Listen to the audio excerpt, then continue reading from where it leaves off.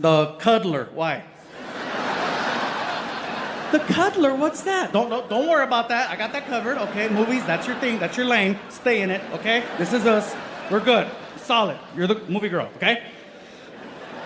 Now, Dustin. I didn't tell her, but I'm gonna tell you. When it comes to the department of cuddling, and this is so crazy because I've always been in a relationship and I could never be this open and honest, but now that I'm single, these are Fluffy's flavors. So, when it comes to the department of cuddling, this is what I want. I want a woman. A woman. A woman. With original factory settings.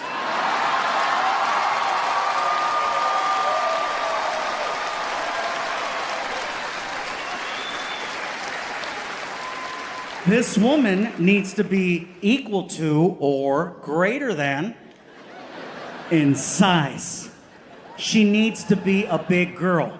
I prefer a big girl. I want a big girl. Oh yeah. Oh yeah. This way we both can agree on the temperature of the thermostat. And only big girls know what I'm talking about. See, I'm a big boy, and as a big boy, I always run hot. Heat affects my mood.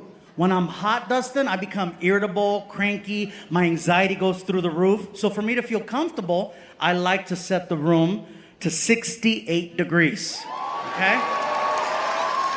That's right. And only a big girl can truly appreciate that. Skinny women, not so much. And let me tell you, I am tired of disappointing skinny, cold women. Skinny, cold women are mean. They're mean. Oh, they don't want freaking 68 degrees. No, they want 72, 73, 74. Me estás matando. No. But I can't do that to them. I can't put them in 68 degrees. They get snippy. They get evil. They're like, oh my God, what's your problem? It's so cold. It's so cold. It's so cold. Well, fucking eat something. I'm tired of sweating. But yeah. Anyway, Dustin, I apologize. I wasn't trying to turn this into a TED Talk. I don't want you to think that I don't believe in love, because I do. And anyone who can pull it off, I commend you for it. I have met so many couples over the years. I've met 20-year couples, 30-year couples, 40-year couples, 50-year couples. I met one 55. Yeah, I call them unicorns. I'll tell you the story. I was in Savannah, Georgia, and I had just finished filming the second Magic Mike movie. Now, yeah, I know. For those of you that don't know, I was in Magic Mike. Yes. I know, I was the only one who didn't get naked. Magic Mike, not Tragic Mike, so let's remember that, okay? I was the only one who didn't get naked. So, here's the thing. After the movie, after we wrapped, my manager, Joe, tells me, he says, dude, man, congratulations on another project. I want to take you out for a steak dinner to celebrate. I said, let's go. So he takes me to this restaurant called Ruth Chris Steakhouse. Now, very popular chain around the country. We go there, we sit down, and here comes the server. And the server's real bubbly. He's just, hey guys, what's going on? Are we celebrating anything today? Actually, yes, we are. Well, guess what? You're not the only ones. You see that couple over there in the booth? That couple is celebrating 55 years of marriage today. And we're like, what? So we look. I said, how come they're not talking? I wondered the same thing, but the man made it a point to say 55 years, and I thought that was pretty impressive. I go, no, it is. So he leaves to go get us some sodas and some bread. And I tell my manager, I said, hey, Joe, listen, I'm going to go say hi to the couple real quick. Don't get us kicked out. I'm not going to get us kicked out. Don't make it like last time. It's not going to be like last time. So I get up, and I push in my chair, and I make my way over to the couple. Now, I understand how important this night is for them. I know exactly how long it took to get to that point, and I am not trying to mess that up. But I have questions. And these two people are clearly professionals in that department. So I approached the table as tactfully as I could, and I said, "Pardon the interruption. It has come to my attention that we are celebrating 55 years of marriage." And the man was so happy that someone acknowledged that.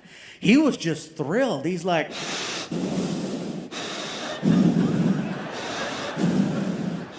"That's right, son. 55 years ago today, this lovely lady sitting next to me right here said I do, and we've been together ever since." That is beautiful. May I ask you a question? Absolutely. How come you're not talking?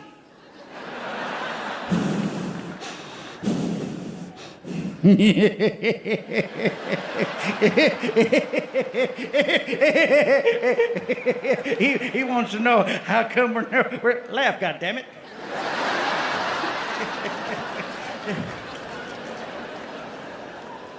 Son, when you've been together as long as the two of us have, you might have seen a thing or two. We have children, grandchildren, great-grandchildren. We have traveled this great big world of ours many times over. We're both retired military. We have seen the best in people. And unfortunately, when you're around and alive as long as the two of us have been, you've unfortunately seen the worst in people as well. We have had just about every type of conversation there is to have. At least twice.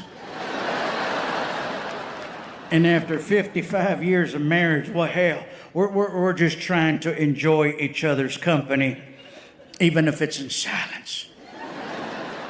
I said, "You've had every type of conversation there is to have?"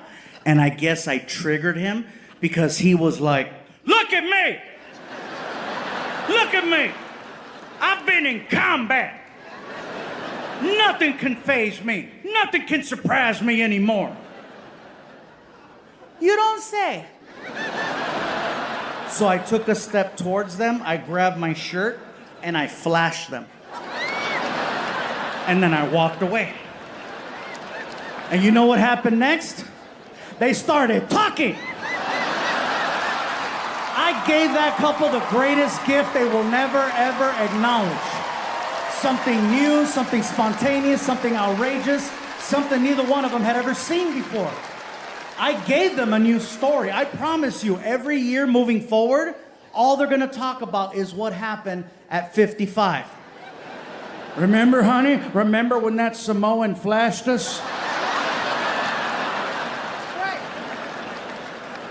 Because I'm a giver.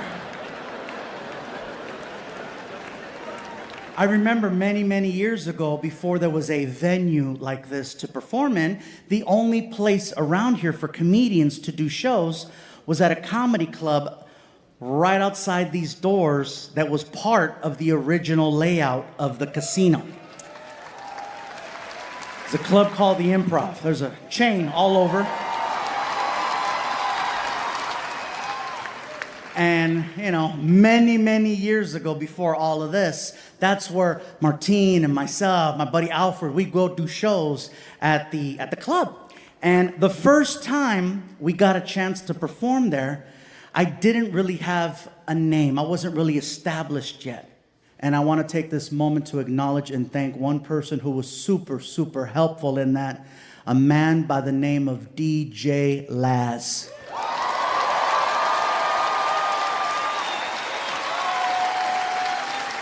That's right, people. The pimp with the limp.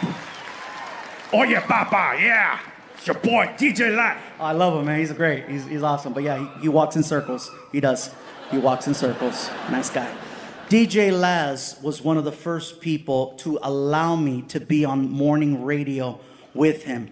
And he helped promote my shows. Not only would he allow me to go on his show and promote my shows, he would come to my shows and he would bring people and he'd watch and he'd sit and hang out and laugh. The man has a million things he can do in Miami, but he'd come watch my show. And then the next day, Papa, come on the radio with me. We're going to talk about your show.